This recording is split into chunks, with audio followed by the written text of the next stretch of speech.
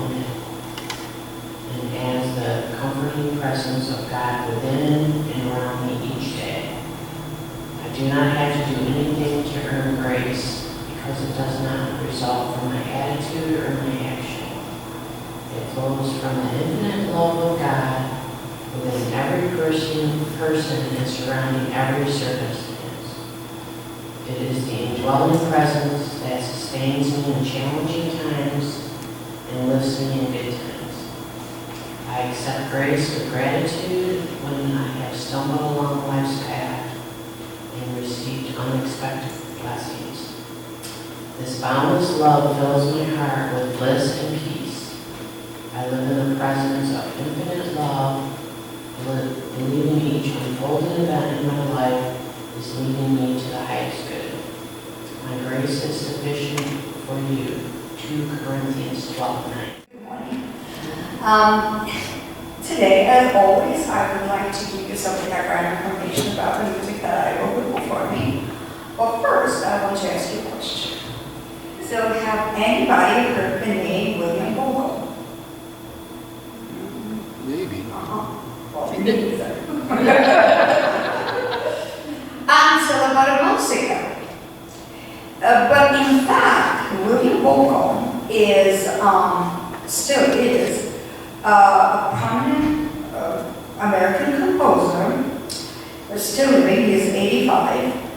He wrote tons of music in practically every genre that is out there. So he wrote symphonies, concertos for various instruments, operas. He wrote vocal music, music for movies, music for theater. Not only that, he's actually a recipient of numerous music awards, including Composer of the Year of 2007. On top of that, he was also teaching composition at the University of Michigan for about 35 years. So you would say that this is all his regarded, his name would be immediately recognizable. I guess not so, however, it is still recognizable in music circles, but in connection with one particular piece of music that he wrote. And that reminded me of the similar case in music history that actually everybody is aware of, and I actually talked about it last time when I performed, a few times that I performed. I'm talking about a German composer who lived several centuries ago, and he was also in his time, he was very, well respected, very well known, wrote lots and lots of music. Got forgotten after he passed away, and 250 years later, his name became recognizable immediately in connection with one piece of music that he wrote. And I'm talking about Johann Brahms and his incredibly famous Canon in D. And so this is a very similar case, although we don't have to wait 250 years to listen and enjoy the music of William Bogle. So I will be playing this one particular piece that is very well known, and you probably heard it maybe on the radio, or otherwise not maybe even knowing that he is the one who wrote it. It is called Graceful Ghost Rag. And you would say, well, Halloween is around the corner, that's why it goes. But really, there's nothing scary, spooky, Halloweenish about this music. In fact, it is a very graceful, lovely music full of beautiful sentimentality. Although it might be maybe connected to Halloween, but only if you refer to Halloween in its original, meaning of being the eve of the All Saints' Day. And I guess that this is just my thought, but maybe I'm right. I don't know. I want to be right, but I think that not by chance that he dedicated this music to the memory of his beloved father. And what I would like to do is I would like to dedicate my humble performance to the memory of our own saints, and that is to the memory of Reverend Ben, and also our wonderful tenor, Tony, and his last name, Roseanne Camaletti. I was called him Tony, so. But yes, so to the memory of those two wonderful men, very graceful ghost rag.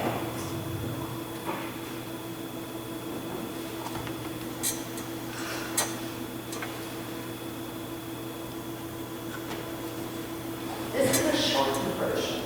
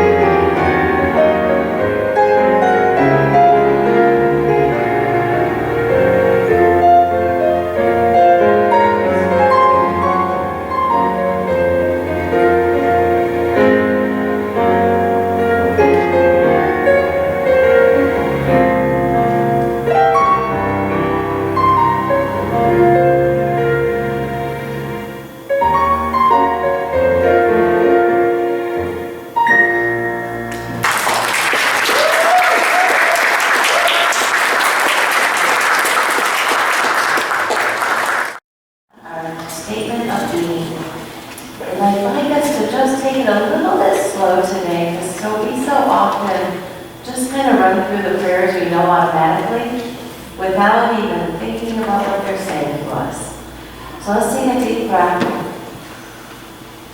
And just go one line at a time and really take this in, because this statement of being is a statement of truth, of who you are, of who we are. So if you will join me.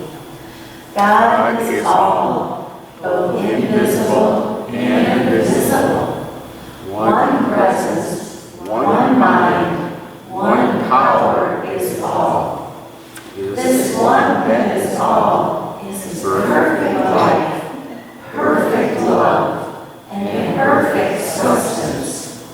I am an individualized expression of God. I am ever one with this perfect life, perfect love, and perfect substance. And so it is the truth. You are one with God. That's kind of a lot, isn't it? If you really think about it, we so often reach out there for the answers to whatever the prayer is, whatever the thought is. And when we realize that we are one with God, we remember that the answers are right here. Now, because we're one with God, that also means we get to be part of the answers, which sometimes isn't what we want, right? But the truth is each one of us are all a part of this perfect life, this perfect love, this perfect world, which when we look outside with our physical eyes, it doesn't look all that perfect a lot of the time, does it? In fact, when we look, we don't even have to turn on the news. We can often just like turn around to our family and be like, oh, good grief.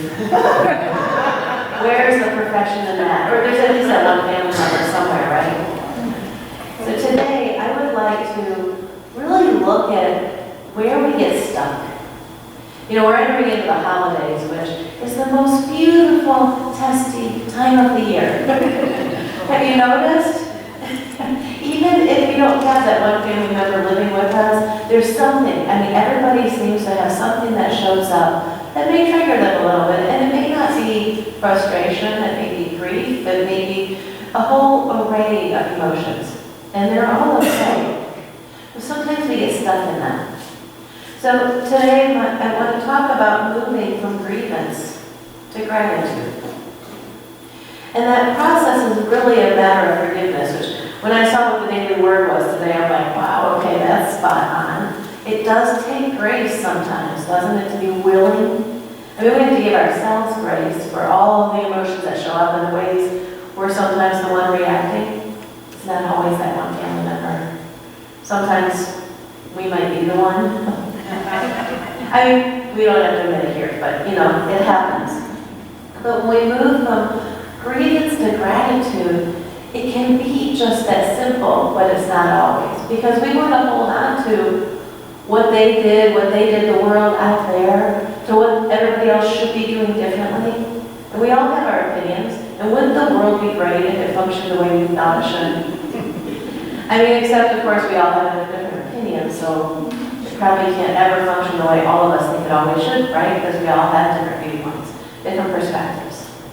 But when we look at that, and when we allow the human in others to just be that, then it's easier to accept the human in us, to accept the human in people we don't know.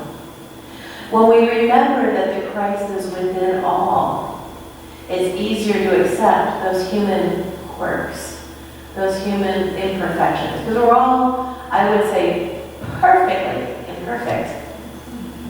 There's nobody that, on a human level, does everything right, is perfect all the time.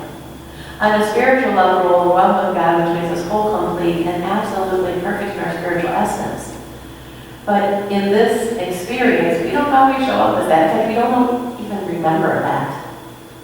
You know, when we're having a moment, when we're in our emotions, we barely remember that Christ's presence within.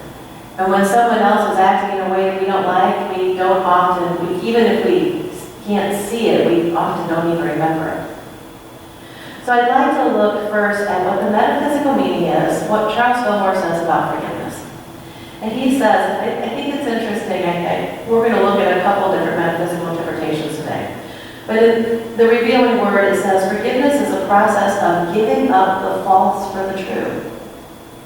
Now, that doesn't mean that whatever they didn't happen.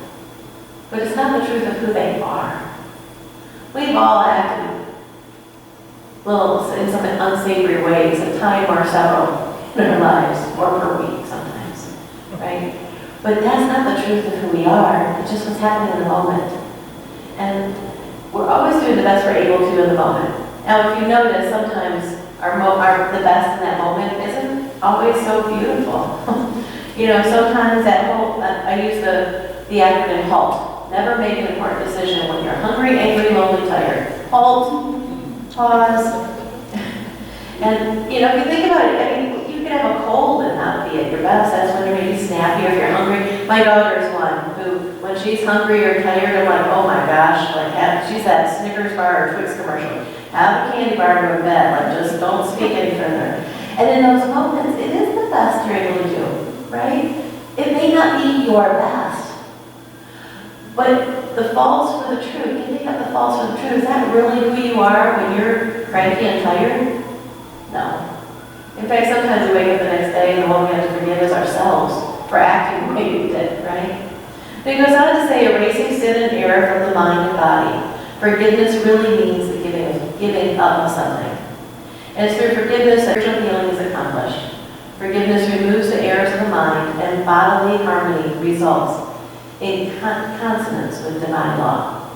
Now, I'd like to share an example of forgiveness in a kids' youth ministry sort of way.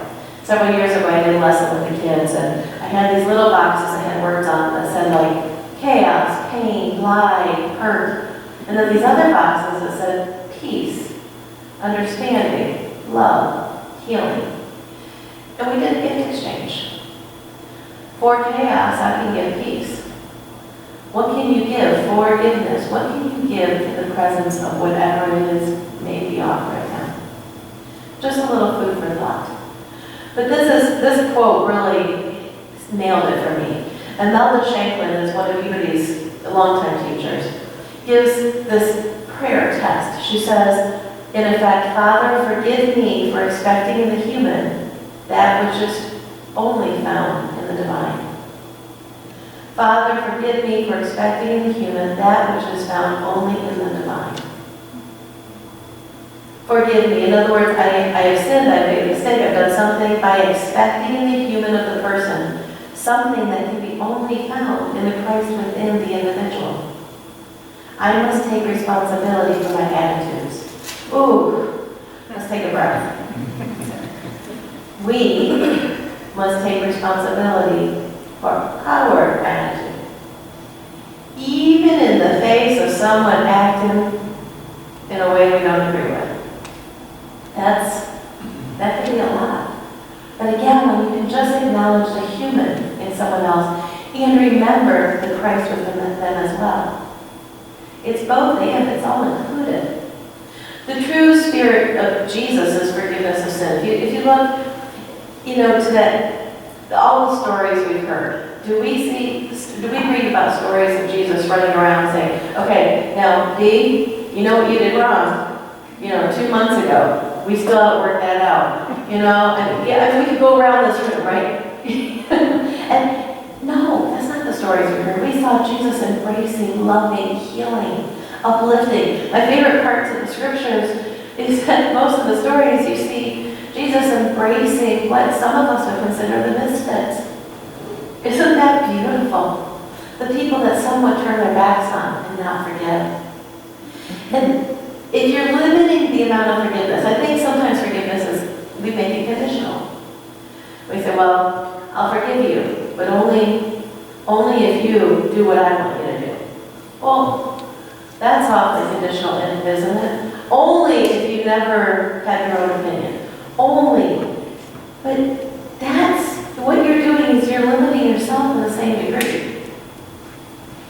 If you're saying, I will only forgive if it's this way, then essentially you can't expect anyone else to forgive you beyond their limitations. And I would then go on to say that's also limiting God. Remember, you can forgive without condoning. This isn't about saying what was done wrong was right. You can forgive and still take disciplinary action. The measures that you have to take, I mean, the cause and effect are still in place. That doesn't mean not forgiving. You can forgive and take preventative or restrictive measures. I mean, I am all about boundaries. That's a whole nother talk. I mean, that's a passion topic for me. But the thing is forgiveness is not a matter of just of the heart. It's a matter of the physical body activities, taking action that says, I release this. During that lesson I did with the kids, one of the girls who had a long-running history with parents, she lived with the aunts now, and the parents had done a lot of lying, we'll just say, to put it mildly. So why should I forgive somebody that keeps lying to me? So now I didn't say you have to give them another chance. But she was really pushing back. I said, do you trust me? I said, yeah. Give me your wrist. And I tied a piece of yarn around it that I had, and I kept yanking on the yarn, which of course meant her arm. I said, how's that feel? I don't like it. So I handed her the scissors, and I said to cut the rope. And as she cut that, you could see the light turn on. Forgiveness just says, I'm not going to give this power anymore to hold me captive. Because I don't deserve that. And you don't either. And again, it's not about condoning right or wrong. Jesus taught that we must forgive our enemies. And Micah suggests that our enemies are the men of our own house. This means that we do not need to seek in foreign lands for our enemies. There are enemies very close to us. Now hear this though. Our worst enemies are the destructive thoughts we think. Not someone out there doing something to us. These misguided thoughts are members of our mental family and must be forgiven. Forgiveness releases the power of God within you. And I personally think no matter what you may be holding on to that you think you did wrong, because often we're the ones that were holding captive. We forgive or at least let go often of others, but we hold ourselves in a fire for years and years after something's over with. And you deserve to be fully present with the presence of God within you. And forgiveness is what gets in the way. So when you have forgiven others as well as yourself, you'll be able to relax your mind. You'll be able to live in the full presence and the truth of the powers that are within you. Catherine Ponder, Edwin Gaines, and many other prosperity teachers say that all debt is a form of unforgiveness. Just to leave that with you to think about. Really think about what's holding you back. But my suggestion of moving from grievance to gratitude is a process. And it's not that easy, because I'm not saying be grateful for the person that hurt you. I mean, but maybe we can be. Because it's about being grateful for the presence of everything in our lives. Sometimes it shows up as lessons. Sometimes it shows up as healing. It's not about being grateful for the way in which you were hurt, but for that which came through that, whatever happened as a process of it. For the presence of that person in the world, their Christ's presence, which sometimes comes with the human imperfections that we don't always like. But let's look at what does gratitude mean, according to Charles Fillmore, because gratitude can feel very fluffy, and I'm all about gratitude. I do every day on my Happy Feet app on my phone. I put in 3 things every day. I tell everybody, what are you grateful for? What made you smile today? I have a gratitude book on my desk at work that most people just roll their eyes at as they walk past. And yet those that take the time to stop will be writing, oh my goodness, do they light up? But it almost feels like dessert to some people because they're not used to it. But gratitude is really where that presence of Christ lives within us. Charles Fillmore says that gratitude and thanksgiving are both necessary in demonstrating prosperity through divine law. Be grateful to God and thankful to the friends whom He uses to supply you. All metaphysicians have found by experience that being thankful for what they have increases the inflow. So this whole letting go of the hurt and the pain and moving into gratitude is really to benefit you. I mean, just as a bonus. Gratitude is a great mind magnet, and when it is expressed from the spiritual standpoint, it is powerfully augmented. The saying of grace at the table, for example, has its origin in this idea of the power of increase through giving thanks. So really think about what you could gain from releasing the bondage you're in. I believe it's the very first chapter of Lessons in Truth is Liberty or Bondage. And I would add to the chapter title that says, you choose. Because we all have a choice. You don't have to. But the choice to not forgive is simply the choice to suffer. Because it doesn't change the other person. Have you noticed that? No matter how right you are, or how well you point it out, no matter how long you hold on to it or beat them over the head with it, it doesn't seem to fix the past, because the past no longer exists except in our mind. So the suffering comes from you focusing your thoughts on what you perceive as wrong. And right and wrong is only a matter of the meaning we give to it. What is wrong by you may not be wrong by you. What is right by you may look atrocious to you, right? It's the meaning we give it. So these things that we're holding on to, if we're willing to release them, we can step through and almost feel like a weight was lifted. There's an exercise I'd like to share with you, and if you're open to it, you can do it on paper later, but let's just walk through it in our minds for just a moment. If you can think of, and you don't say it out loud, somebody that you've had a hard time forgiving, or maybe you haven't even tried. Maybe it just, there's that in the back of your mind, like, ugh.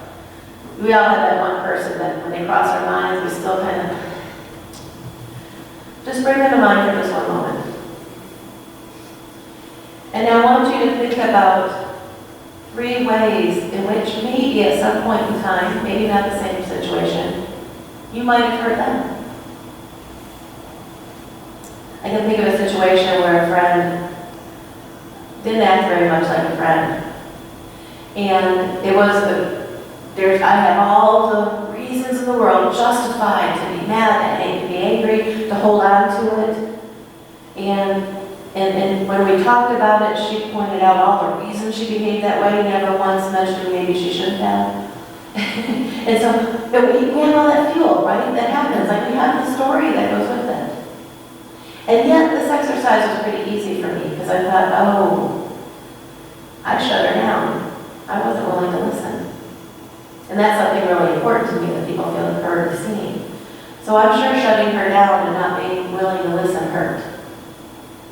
And then after she behaved that way, I walked away for a while. Ooh, I'm sure that hurt. I know her very well. I've known her most of my life, and I know that hurt. And still not wanting to hear the excuses. I mean, even in that situation, I can easily think of 3 ways that I'm sure my reaction, my attitude, the thing we're supposed to be responsible for, I'm sure that my attitude hurt in return. So it's not about justifying it, but can you think of 3 ways, and they may be completely unrelated, that maybe you might have hurt someone in return to that person. And now, I want you to think of 3 things that you appreciate about that person. Doesn't have to be about the situation. Maybe they have good taste in clothes, or they do good cake. It doesn't have to be deep or profound, just 3 things that you appreciate about them. When you go through this process, all of a sudden, you step out of that space where you felt like the victim and you can feel just like them and a human. Oh my goodness, I have done things that I've hurt too. And actually, there are things I appreciate about them. And somehow that breaks that free. And if you're open to it, you can write them a letter. Dear whoever it is, I recognize that here's the way that I may have hurt you in the past. But I want you to know here's 3 things that I appreciate about you. How can we make it right? And you don't even have to send the letter, because what it does is it frees you. And then in that space, you have stepped into gratitude where you are more directly aligned with God, with the Spirit presence within you.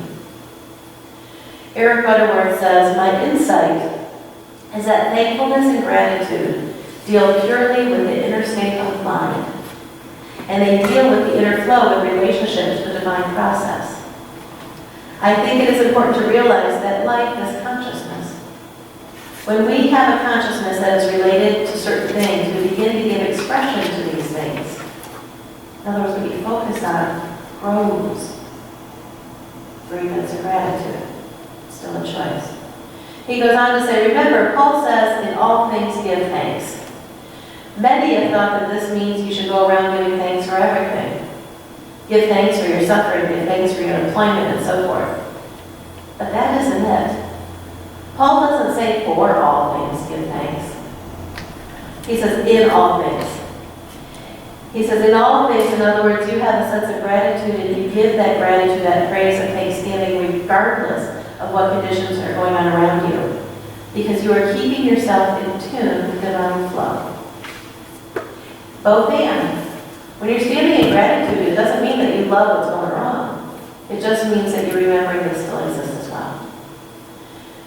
But where it says, you are grateful for the realization that you are a spiritual being and that you have within you the capacity to cope with all the changing circumstances in life. Well, we can turn that around, and all it is turning our attention somewhere else. The golden key, you've heard me talk about it before, it's one of my favorites. Evan Fox says when you're having negative thoughts, turn your attention to God. And that's not always really easy, but if you can turn to what you're grateful for, maybe not about that person in particular. It might be that you're grateful for the sunshine today. I know I am. It could be you're grateful for the changing leaves on the trees, or the smell of hot cocoa. Whatever it is, Ellenburg coffee. For most people, that's the smell of coffee, right? But when you turn your attention to gratitude for whatever you're feeling grateful for, it realigns you with the truth of who you are, the spiritual truth. And from that place, you become a little more calm, a little more rational, more clear, so that you can better manage your reaction, your attitude, and handle whatever is going on in front of you. From that space, we don't come up with all the reasons why our prayers aren't going to happen. We don't limit God. From that space of gratitude, we remember that all things are possible, and the how is not our business. In Lessons in Truth, it says, there's a question posed. It says, how does the attitude of thankfulness bring the fulfillment of our righteous desires? It goes on, Emily Cady wrote the Lessons in Truth. If you're not familiar, wonderful book, highly recommend it. She says, the attitude of thankfulness opens the way for the fulfillment of our righteous desires. For thankfulness is the action of both faith and love. The faith that perceives that good is awaiting our claim. The love that unifies us with the good we long to manifest in mind, body, and affairs. It really is like turning on the light. We could walk around our house in the dark and then get mad that we're tripping over things and stubbing our toe. Or we can turn the light on, and there may still be something to clean up, but we can see it more clearly. And that's what happens when we move from grievance to gratitude. And I'm not saying that it's hard necessarily, or easy necessarily. It can be hard. It can be really hard to be grateful in the face of certain things. So when you're facing something that you're like, April, come on, I mean, just look. Have you turned on the news lately? I would tell you, actually no. That I'm able to stay more grounded in gratitude when I don't. But some people do, and that's okay. And recently, I want to thank you all for those of you who have been holding my daughter in prayer. I know that Connie sent that out, and I am so grateful. And we had about 2 months of an opportunity to freak out, to panic, to be really sad, to be mad, to be all of the emotions, to be in a place of fear, because that's where all those emotions come from. And on Tuesday, she had surgery, and I want to tell you that what was very likely, what was very scary, turned out not to be at all. And I know that those 2 months were strengthened not only by the prayers of others, but by me doing a lot of work to shift out of fear and into gratitude. And I kept thanking God over and over and over for an outcome that was not very likely. And it happened. Prayers work. And even if it hadn't, I was able to walk into this hospital to be present with my daughter, even still caretaking because she has incisions and stuff, and be in this place of gratitude no matter what. And that's really what it is about, shifting from grievance, because grievance can be a place of fear, it can be a resentment of what somebody did. Grievances show up in a lot of ways. Sometimes we don't even realize they're there until something pushes our button, or until something triggers a tear, and we realize that there's pain going on. In fact, often in our spiritual world, we tend to want to everything away and sing kumbaya and make affirmations to pretend we're not struggling, we're not suffering. But the suffering is okay. It just is an indicator, kind of like pain. If you have pain, it says, hey, your body's going, something's wrong, can you please give it a little attention over here for a minute? And if you're suffering in some way, give yourself permission to just pause, to stop, to halt. And look at where your mind is at. Mind your mind.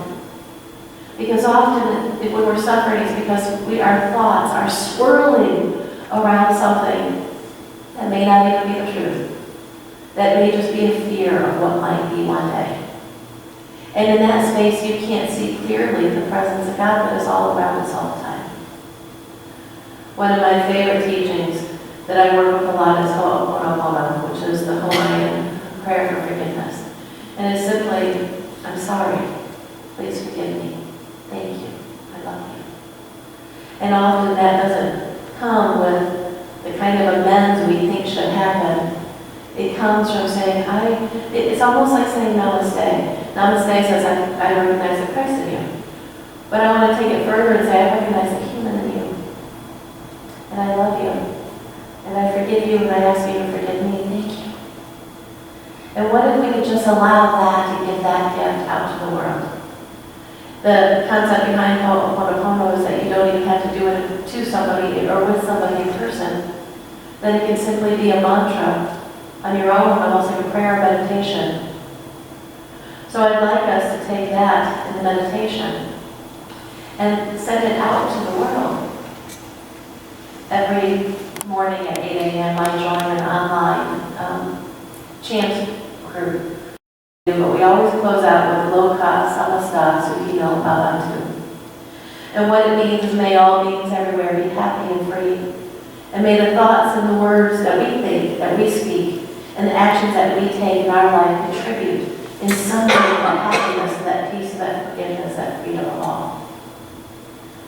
So as we look more closely at what's going on inside of us, the healing begins there, when we can move from grievance to gratitude. That ripples out into the world, and the healing ripples out from us and starts to show up. So let's take a deep breath and take that into our hearts.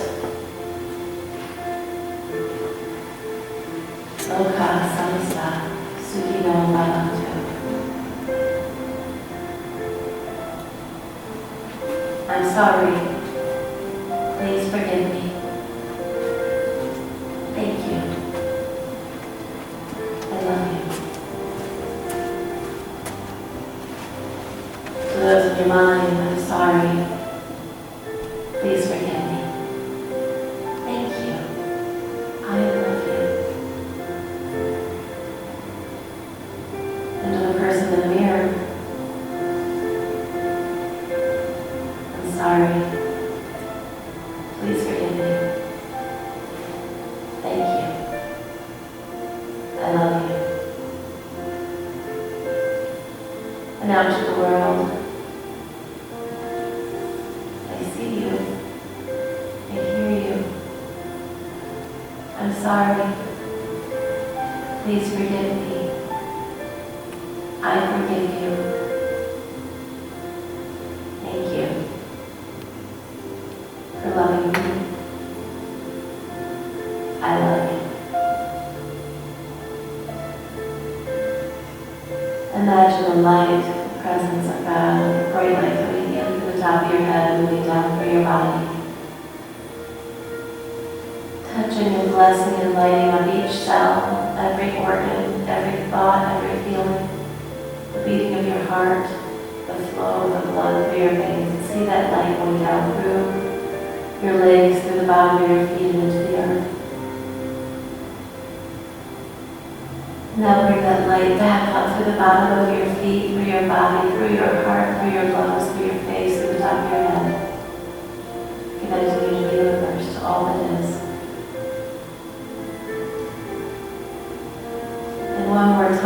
that light, that love, that peace, that forgiveness, that wholeness, that oneness down through your body. Down through your hips, through your knees, through your toes, and into the earth. Connecting you to every living thing. And back one more time, up through the bottom of your feet. Feel it releasing you. Freeing you from any place you may have been blocked, any resentments, any unforgiveness. And just release that out into the universe. Give it to God. Where it's transformed into love, into peace, into light. And now this time, bring that light, that love down through the top of your head and into your heart. And this time, send it out to those that you love. To those that you've been holding in prayer. To those that you just wish the best for. Those you've been holding the high ground for. And see that light filling them up. Healing and freeing every soul in their body, their entire being, mind, body, spirit, every cell, every organ. And see them radiating with joy, with the presence and knowing of the Christ within them. One more time, bring that light back down through your head, into your heart, send it out to your neighbors, to your spiritual community, to your co-workers, to your extended family. And see that light touching the center of their heart and lifting them up out of whatever suffering they may have been experiencing, even if you don't know about it. See them radiating with light and love. And one more time, bring that light down through your head into your heart and send it out to the entire world. Into the darkest corners. Into the places we don't even know about. And see that light reaching into the heart of each and every individual. Bringing light to their fears. Bringing love to their sadness. And in this moment, see them feeling safe and loved, knowing that they're not alone. That right where they are, God is. And extend that light, that love a little bit further. Places we haven't even thought about. Knowing that from our heart, that energy has no limits. There's no place that God is not. Now bring all that love, all of that light back into your heart and allow it to bless you. Receive it as yours, as the truth of who you are.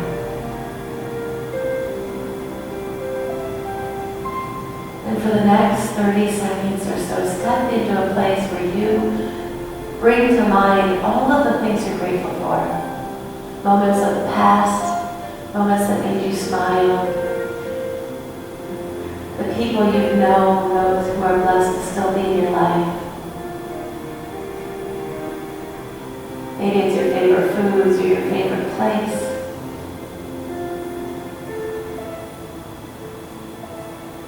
Also bring to mind a little bit of gratitude for the future, what it's going to bring, maybe something you've been looking forward to or something you imagine, you dream of. And step into it as if you're there right now. Gratitude for that precious, timeless moment of the past. Allow yourself to feel the joy of the breakthrough right now. And step into a moment in the future that hasn't even come yet. And allow yourself to be grateful right now, in this moment, for whatever it takes to take you there.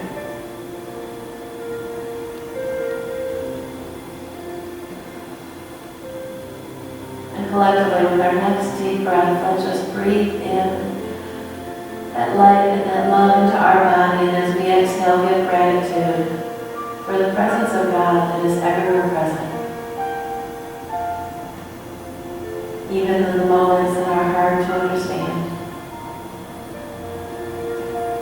Even in the moments that hurt. The moments we may feel alone, we know that God is right there with us and we are never alone.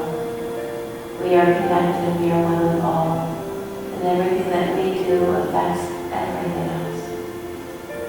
So as we step into gratitude, we allow that blessing to ripple out from our heart. And we welcome that love back in, multiplied, running over.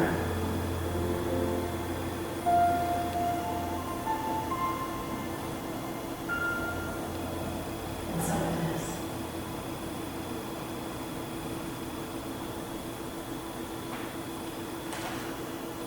Now as you come back to this space, bring your attention to this room. Just look around and feel the gratitude for the people in this room, for these walls, for the love that resides here. And now I believe we're going to sing the Lord's Prayer. You'll join our lovely singers, which I would like to give gratitude for the talent, the love, and all those that help with the service together.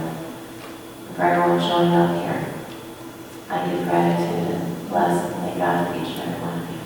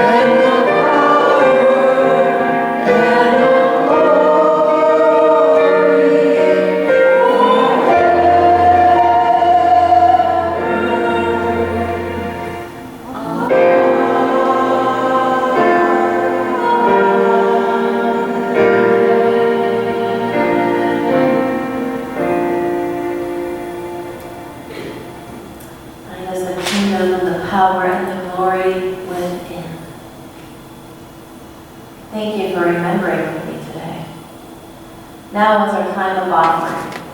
As you take your offerings in your hand, whether even if you give them online or if you're giving up your time, your talent, treasure anyway, just hold that energy in your hand. Whether an actual gift you're giving today or just the gratitude that we have for this place. And remember that as we give, we're acknowledging God as our source.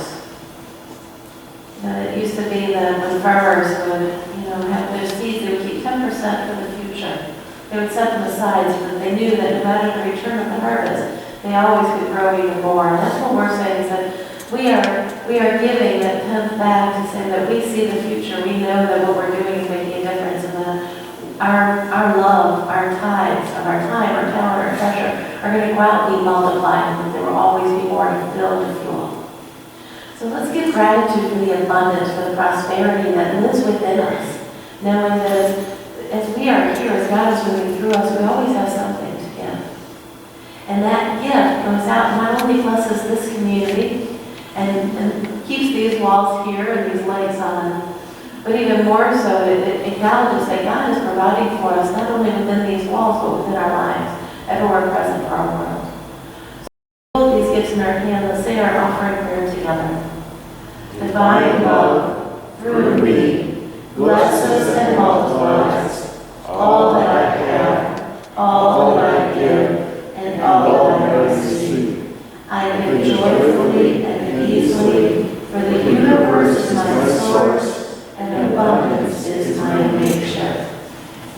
know that these gifts bless all that we are. And all that we are is God expressing in this world. So as we place our gifts in the basket on our way out, allow yourself to bless that basket. We bless these offerings knowing that as we give, it will return to us. Pressed down, shaken together, and running over. We will be blessed as we bless others. And we thank God in this moment for giving us the opportunity to give of our time, our talent, our treasure, our heart, our love, and our money. And for that, we are so grateful. So blessed.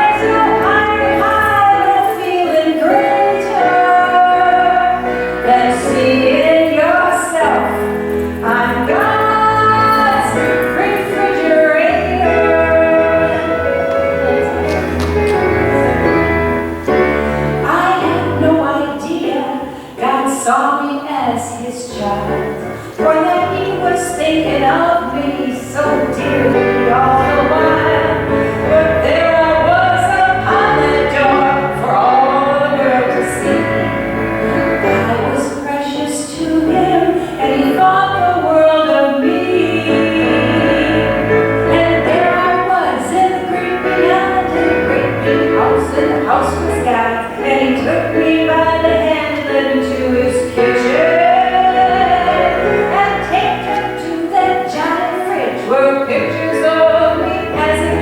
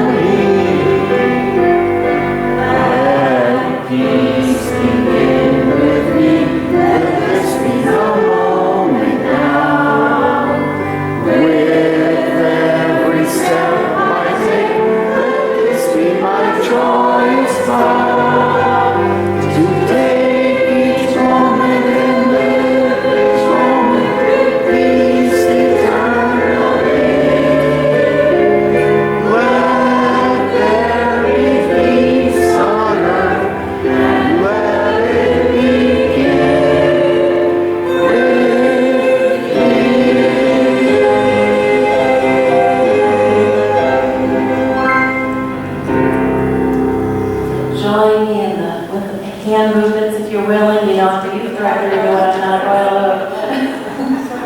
The light of God surrounds us. The love of God enfolds us. The power of God protects us. The presence of God watches over us. Wherever we are, God is, and all is well. Then let's take our most peaceful, loving, divine selves out into the world and watch that ripple effect happen. I'm so grateful to be here. Thank